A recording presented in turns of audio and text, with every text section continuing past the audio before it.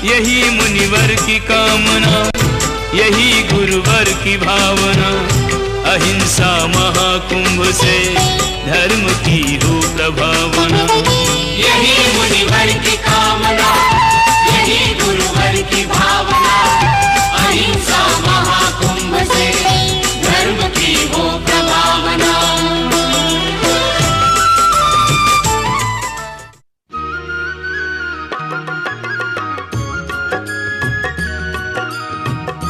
मेरा मानना है इस मुल्क के आदमी को सिखाने की जरूरत नहीं है, वो पहले से ही इतना सीखा हुआ है।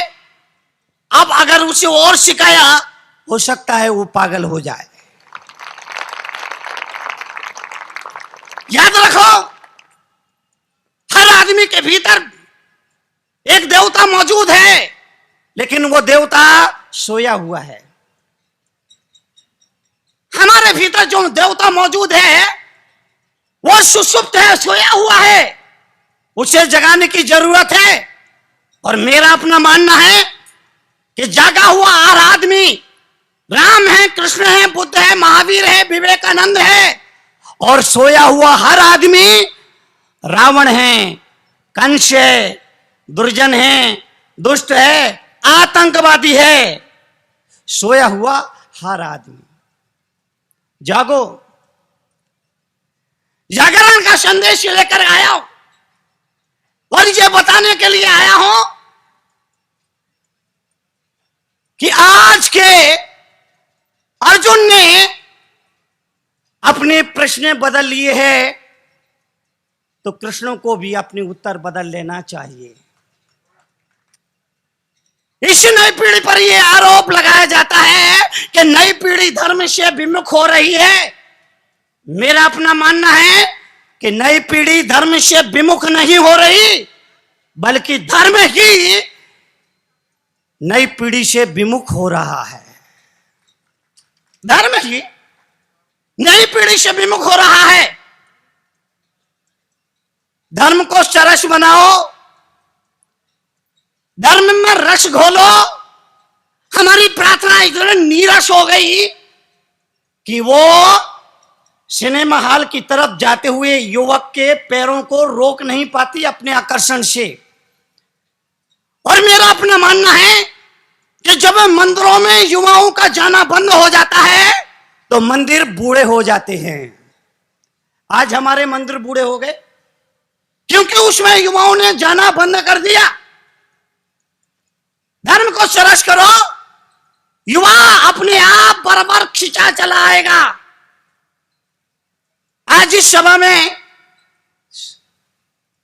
युवा, बच्चे सब मौजूद हैं, और सिर्फ इसलिए कि जो मैं कह रहा हूं वो उनके समझ में आ रहा है और अंदर तक जा रहा है। अर्जुन ने अपने प्रश्न बदल लिए। आज के धर्माचार्यों को चाहिए वो भी अपनी शैली, अपना व्यवहार, धर्म को प्रस्तुत करने का अपना ढंग, अंदाज सब कुछ बदल लें। पुराने उत्तर काम नहीं आएंगे। मुल्ला नसरुद्दीन और खट्टर काका एक ही क्लास में पढ़ते थे। खट्टर काका पढ़ने में जरा होशियार था, मुल्ला नसरुद्दीन पढ़ने में जरा कमजोर था, लेकिन दोनों के रोल नंबर एक साथ होने से दोनों फर्स्ट क्लास पास होते थे। एक दिन इंटरव्यू के लिए बुलाए। मुल्ला ने कहा, काका अब मेरा क्या होगा? आप तो इंटरव्यू में जवाब दे दोगे, अब मेरा क्या होगा? खट्टर काका ने कहा, डोंट वरी, चिंता मत कर, पहले मैं अंदर जाऊंगा, मेरे से प्रश्न पूछे जाएंगे और जो कुछ मेरे से प्रश्न पूछा जाए उसे तुम गौर से सुनना, बाद में वही उत्तर तुम दे देना। हाँ बोले, ये तो बहुत ही बढ़िया। इंटरव्यू के लिए बुलाया खट्टर काका को। प्रश्नकर्ता ने पूछा, देश आजाद कब हुआ? काका ने कहा, प्रक्रिया तो 1942 से शुरू हो गई थी, लेकिन सफलता 1947 में जाके मिली। देश आजाद कब हुआ? विक्रिया तो 1942 से शुरू हो गई थी, लेकिन सफलता 1947 में जाके मिली। शाबाश। दूसरा क्वेश्चन, देश की आजादी में कौन कौन लोग शामिल थे? काका ने कहा इसमें एक नहीं अनेक लोग शामिल थे, किसी एक आदमी का नाम लेना उचित नहीं होगा। प्रश्नकर्ता ने कहा शाबाश। अगला क्वेश्चन, क्या मनुष्य का मंगल ग्रह पे रहना मुमकिन है?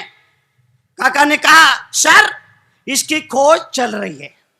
इंटरव्यू खत्म हुआ। अब मुल्ला नसरुद्दीन को बुलाया। प्रश्नकर्ता ने प्रश्न पूछा तुम्हारा जन्म कब हुआ? मुल्ला नसरुद्दीन ने कहा सर प्रक्रिया तो 1942 से शुरू हो गई थी, सफलता 1947 में जाके मिली। पुराने उत्तर काम नहीं आएंगे। आज के अर्जुन ने अपने उत्तर क्वेश्चन बदल लिए हैं, इसलिए श्री कृष्ण को अपने जवाब बदलना होंगे। उसने अगला प्रश्न पूछा तुम्हारे बाप का क्या नाम है? उसने कहा सर इसमें एक नहीं अनेक लोग नाम शामिल है, किसी एक का नाम लेना उचित नहीं।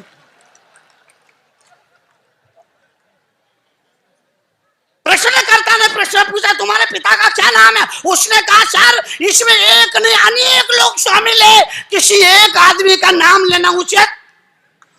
प्रश्न पूछने वाला तो पसीना पसीना हो गया।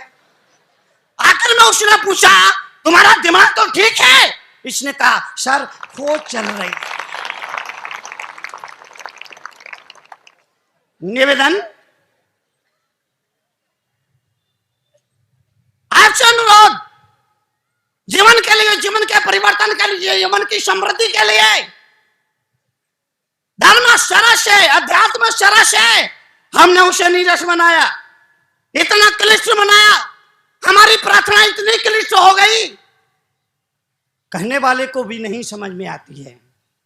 इसलिए मैं लोगों से अपील करता हूं आप अपनी प्रार्थना गुनगुनाइए।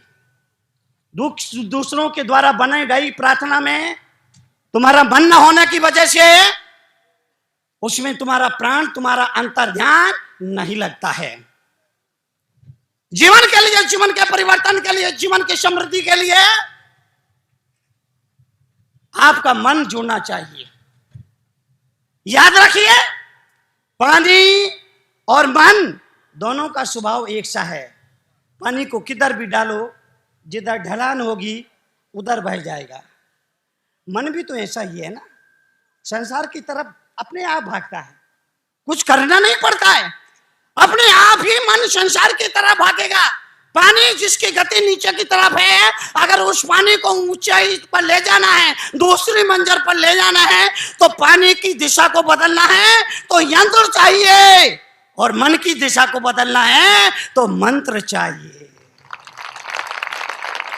पानी को यंत्र दो, मन को मंत्र दो।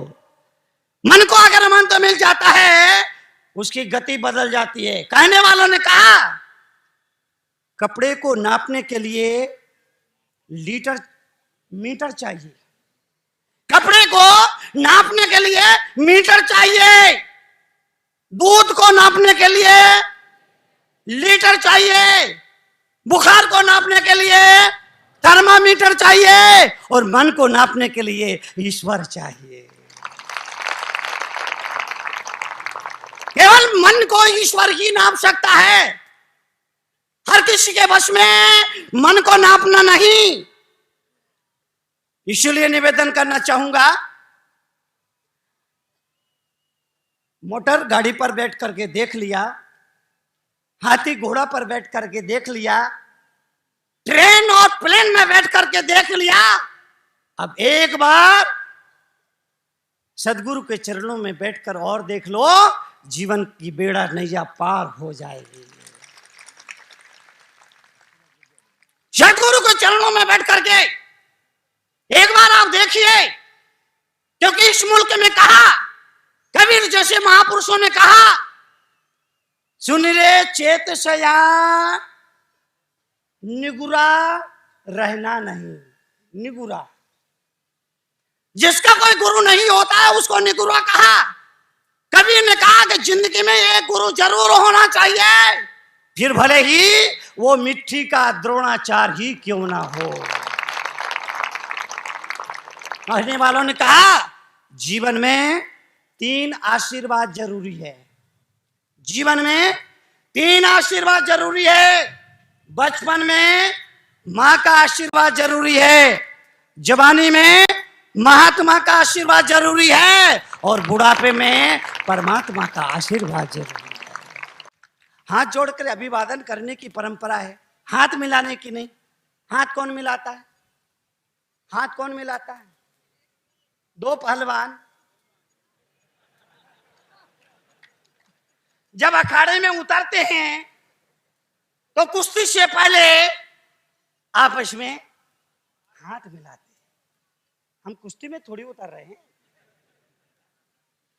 जीवन के लिए, जीवन के परिवर्तन के लिए, जीवन की समृद्धि के लिए जो महत्वपूर्ण है, याद रखो।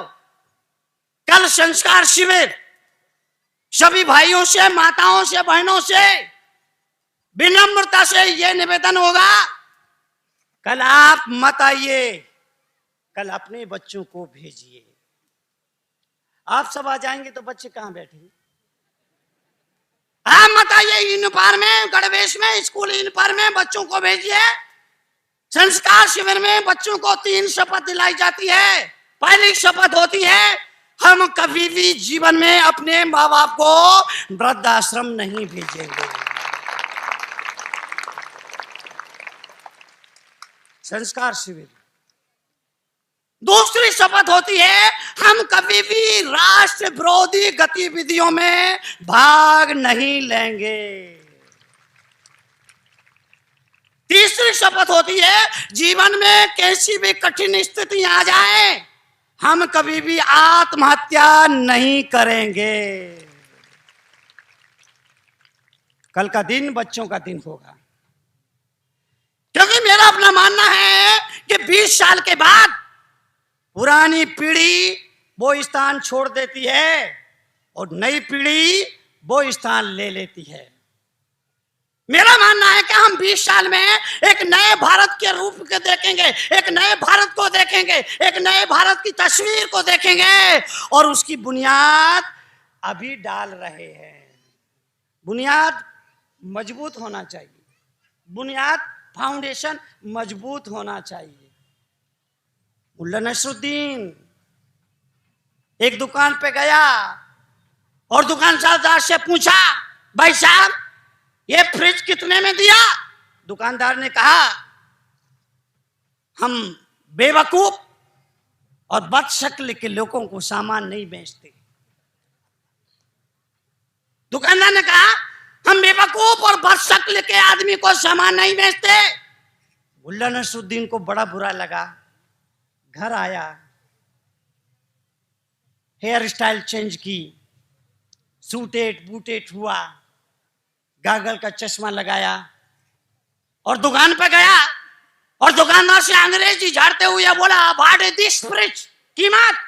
दुकानदार ने कहा, हम बेवकूफ और बदशक्ल के लोगों को सामान नहीं बेचते। मुल्ला नसरुद्दीन ने कहा, ये समझ कैसे गया? अरे मैं तो हुलिया ही बदल के आया, मगर ये समझ कैसे गया? फिर वापिस आया, मुंह सटाई, दाढ़ी लगाई, पान को चबाता हुआ दुकान पर पहुंचा और लखनवी अंदाज में पूछा, आदाब, अर्ज हो जनाब, इस फ्रिज की कीमत क्या है? दुकानदार ने कहा, हम बेवकूफ और बदशक्ल के लोगों को सामान नहीं बेचते। मुल्ला नसरुद्दीन तो घबरा गया, दुकानदार के पैर में गिर गया और कहा, मेरे बाप सामान मत लेना, लेकिन ये बताओ तुमने पहचाना कैसे? दुकानदार ने कहा, बहुत आसान है, ये फ्रिज नहीं वॉशिंग मशीन है।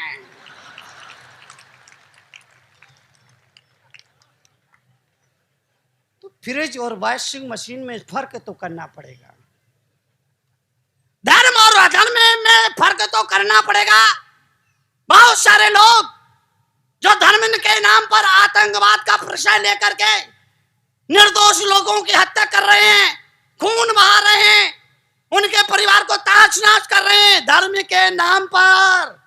माताओं से, बहनों से निवेदन करूंगा कि आप अपने परिवार को संभालिए, अपने परिवार को संभालिए। यहां दिन भर आके मुनि जी के सामने आके बोले नमोस्तु नमोस्तु नमोस्तु नमोस्तु, घर में जाके सास बोले तू तू तू तू तू, नहीं चलेगा, नहीं चलेगा। भाइयों से कहूंगा अपने बेटे को इस काबिल बनाओ, इस काबिल बनाओ। बाप का फर्ज है, बाप का कर्तव्य है कि वो अपने बेटे को इतना लायक बनाए, इतना लायक बनाए कि विद्वानों की सभा में वो अग्रिम पंक्ति में बैठने का अधिकार प्राप्त कर सके।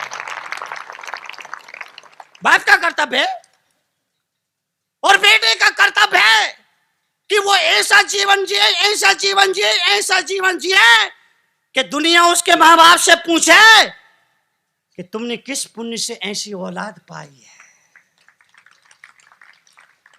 बेटा का फर्ज है वो ऐसा जीवन जिए, ऐसा जीवन जिए कि दुनिया उसके माँ बाप से पूछे तुमने किस तपस्या से ऐसी औलाद पाई है।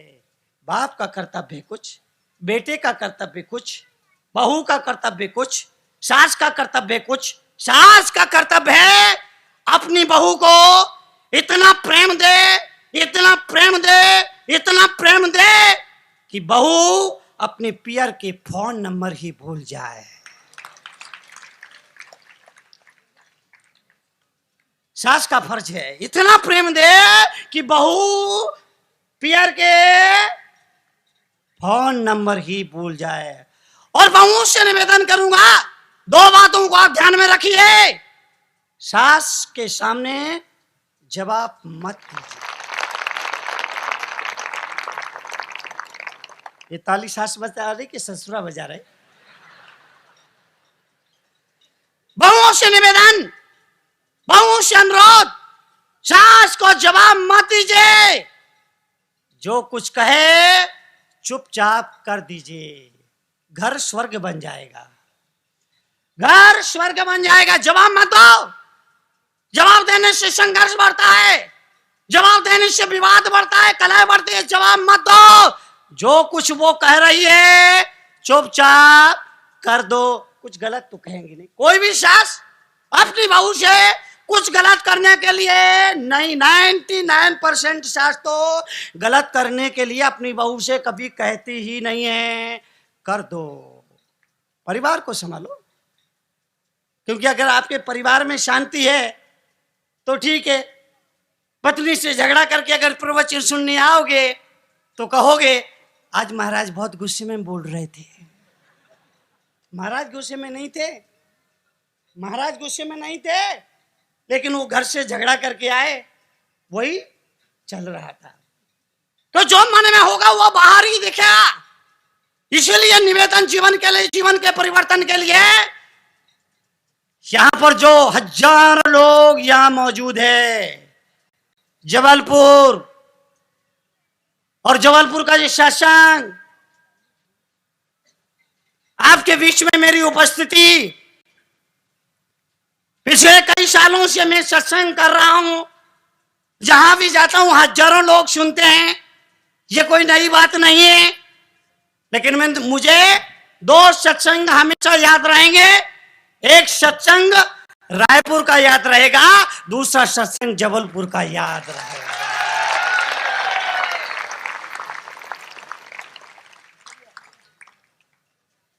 यह सत्संग याद रहेगा। और याद रखिए, आपको विश्वास दिलाता हूं कि मुझे आप याद रखेंगे। ये कोई नई बात नहीं है, लेकिन आज आपकी इस उपस्थिति को देख करके आपको यकीन दिलाता हूं कि मुझे भी आप याद रहेंगे।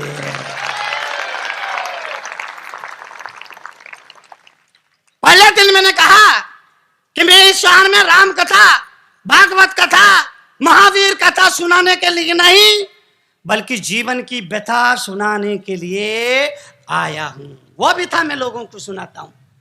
जीवन के लिए, परिवार को सुखद बनाने के लिए परिवार का मायना समझ ले। देश की नौजवान पीढ़ी से कहता हूं कि परिवार किसको कहते हैं? परिवार का मतलब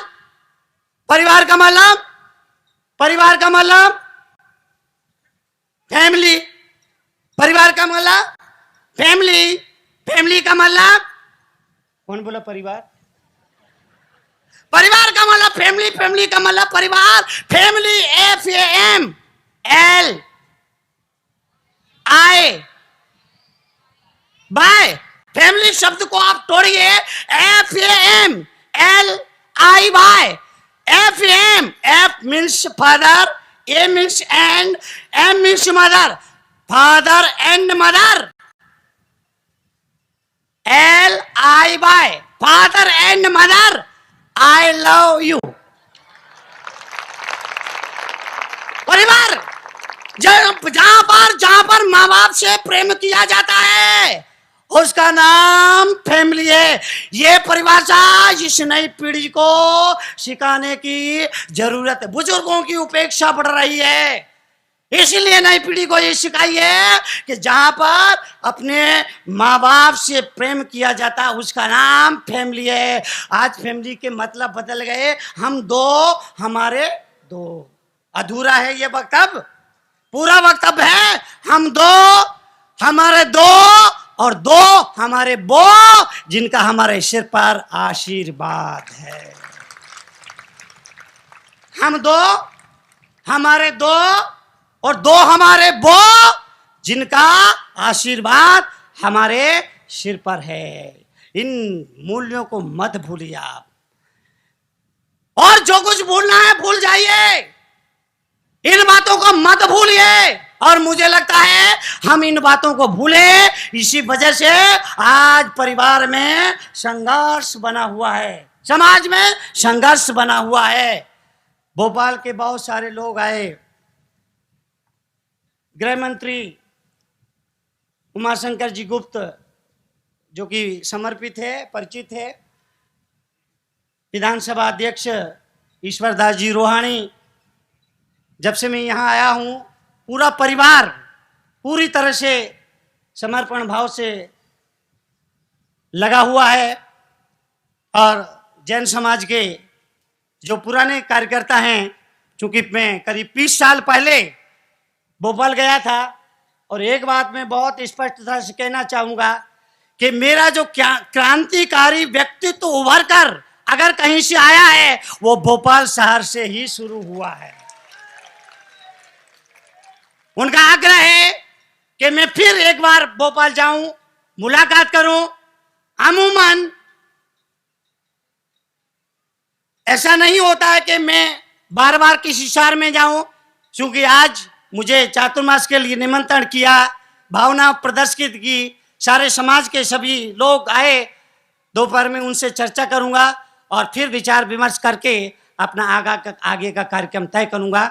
जबलपुर के भाइयों, माताओं, बहनों, पिछले 8 दिनों से लगातार आपसे मैं मुखातिब हूं। अगर मेरी किसी शब्द से किसी की आस्था को ठेस पहुंची हो, मेरे शब्दों की वजह से किसी के दिल को ठेस पहुंची हो, मैं मुनि तरुण सागर आप सभी शुद्धि श्रोताओं से माफ़ी चाहता हूं। और सिर्फ इतना निवेदन करना चाहता हूं, जो कुछ मैंने कहा है वक्त वक्त पर आप उसका उपयोग करें, आपके जीवन के लिए होगा, आपके जीवन के कल्याण के लिए होगा। आप सब ने सुना, बहुत बहुत आशीर्वाद। भगवान महावीर से आपके सुखद जीवन के लिए प्रार्थना। जय महावीर। संस्कार शिविर में सम्मिलित विद्यार्थियों से थोड़ी सी चर्चा। पहली बात, मैं आपको प्रवचन नहीं दूंगा बल्कि आपसे वचन लूंगा।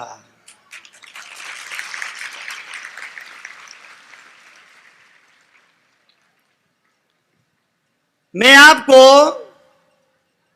भाषण नहीं दूंगा बल्कि आपसे बातचीत करूंगा।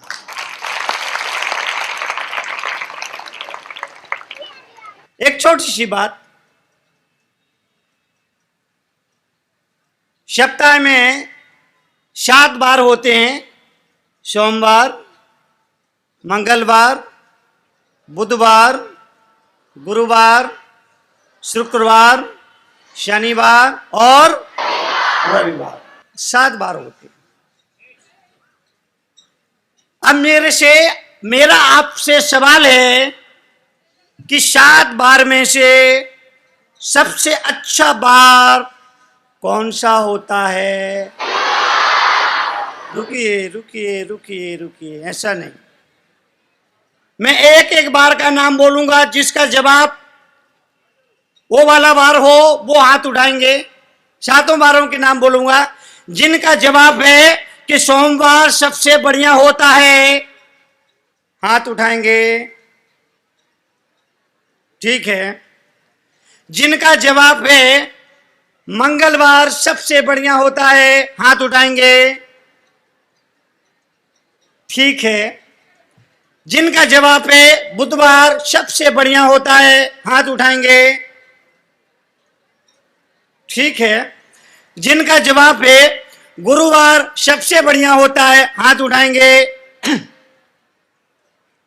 ठीक। जिनका जवाब है शुक्रवार सबसे बढ़िया होता है, हाथ उठाएंगे। ठीक। जिनका जवाब है शनिवार सबसे बढ़िया होता है, हाथ उठाएंगे। ठीक।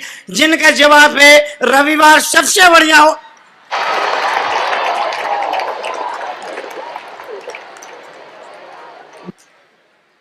मैं समझ गया रविवार का क्यों हाथ उठा रहे, क्योंकि उस दिन ये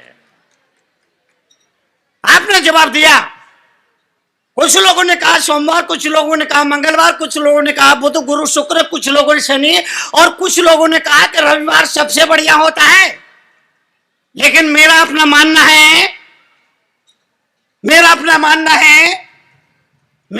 मानना है कि सबसे अच्छा बार सोमवार और रविवार नहीं होता है, बुधवार और शुक्रवार नहीं होता है, मंगलवार और गुरुवार नहीं होता है, बल्कि सबसे अच्छा बार होता है परिवार।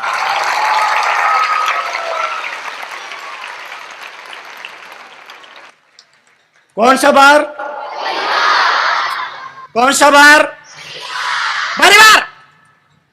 सबसे अच्छा वो होता है परिवार। और परिवार में जहां पर मां बाप को सम्मान किया जाता है, मां बाप को आदर दिया जाता है, मां बाप का कहा माना जाता है, उसको परिवार कहते हैं। मां बाप के चरण स्पर्श करने से जो आपको क्या मिलता है? कौन बोला चॉकलेट? अरे बाबा, माँ बाप को सुबह उठ करके अगर उनके चरण स्पर्श करोगे, आपको आशीर्वाद मिलेगा। क्या मिलेगा? आशीर्वाद लेना चाहिए या देना चाहिए? बोला देना चाहिए। बड़ों से आशीर्वाद लिया जाता है, बड़ों से आशीर्वाद लिया जाता है, छोटों को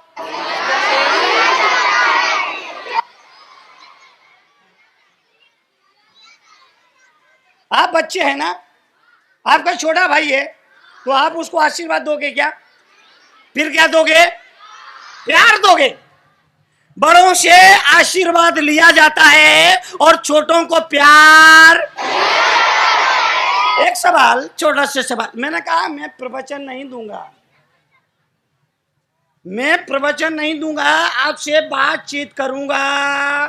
एक सवाल, छोटा सा सवाल।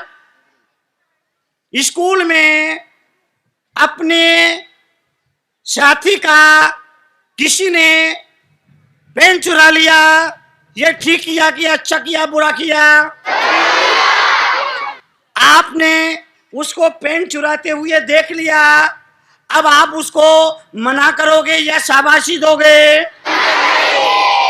चोरी करने वाला चोर कहा जाता है कि साहूकार?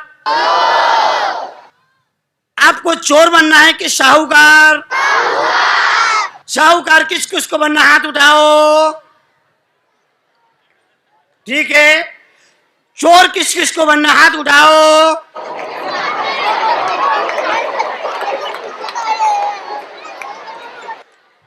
याद रखिए, यह संस्कार शिविर है।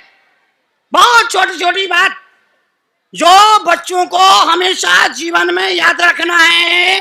आपको शाहूकार बनना है। चोरी मत करिए, झूठ मत बोलिए, झूठ मत बोलिए।